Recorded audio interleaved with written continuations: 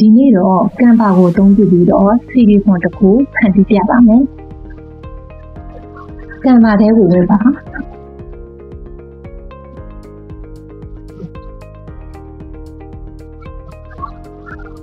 အသစ်ဖန်တီးမှာဖြစ်တဲ့အတွက် create ကိုနှိပ်ပါ။ create ကိုနှိပ်ပေးပါ။ text box မှာ CV လို့ရိုက်ထည့်ပါ။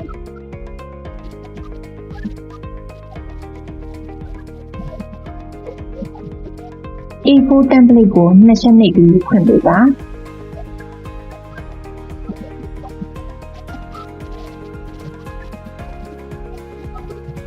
template design တွေကမိမိကြိုက်တဲ့တက်ရအရွေးချယ်ပါ။2ချက်နှိပ်ဖွင့်ပါ။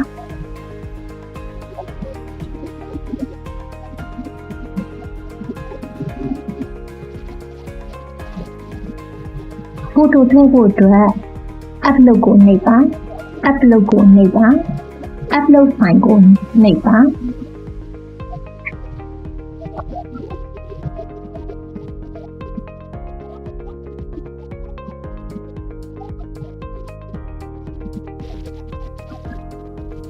မိမိလိုချင်တဲ့ပုံကိုဆွဲတင်ပါ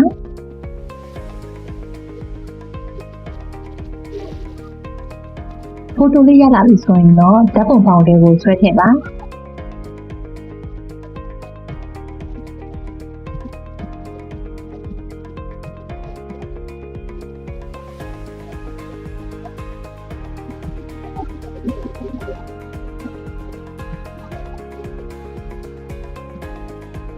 ဖောင်လေးကသိမ်းနေတဲ့အတွက်ဖြတ်လိုက်ပါမယ် delete ကိုနှိပ်ပါ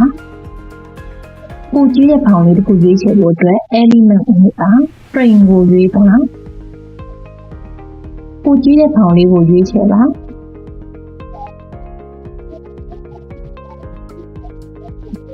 ဒီဖောင်လေးတွေကို upload တင်ထားတဲ့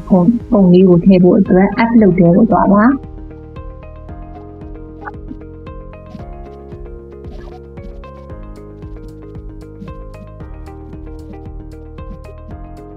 ဓာတ်ပုံပေါ်မှာ2ချက်ထောက်ပြီးပုံလေးကိုစိတ်တိုက်ပြင်ဆင်ပါနာမည်ပြောင်းဖို့အတွက်ဆိုရင်တော့ text box မှာ2ချက်နှိပ်ပြီးကိုယ့်နာမည်ကိုရိုက်ထည့်လို့ရပါတယ်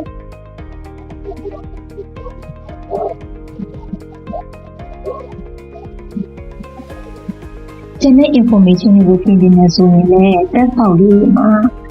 2ချက်နှိပ်ထောက်ပြီးတော့လိုအပ်တယ်လို့ပြင်ဆင်လို့ရပါတယ်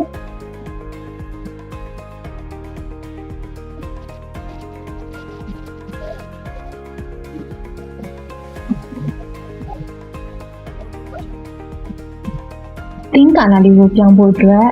ကာလာကို2ချက်နှိပ်လို့ရပါတယ်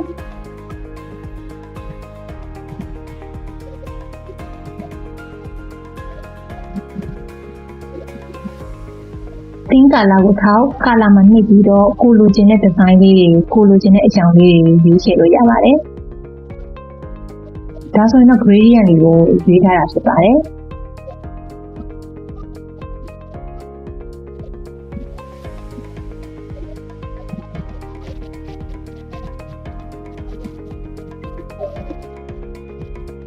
CV ဖုန်းလေးကိုစိတ်ကြိုက်ဖန်တီးပြီးသွားပြီဆိုရင်တော့ share ကိုနှိပ်ပါ